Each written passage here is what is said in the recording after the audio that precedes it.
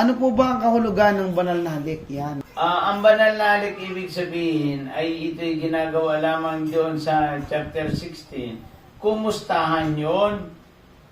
Kasi ibig sabihin doon sa mga Hudyo, pag nagbanal na halik, ang ibig sabihin, walang duda. Walang silusan. Eh dito sa atin, hindi pwede yun. Na gagawin ng banal na halik card, tapias ang ulo mo dyan, card, baka ikaw masama pang halimbawa,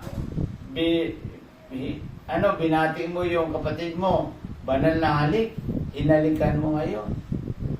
Nakita ka ng asawa, mamaya paglabas niya ni card, tatagpasin ko ang ulo niya. Ay di na, pasama na tuloy. Kaya dito sa Pilipinas, isang ganyan lang, kawayan lang, batian lang yan. Huwag mong gagawin yan, card. Yan ay sa mga Hudyo. At hindi yan applicable para sa mga Pilipino.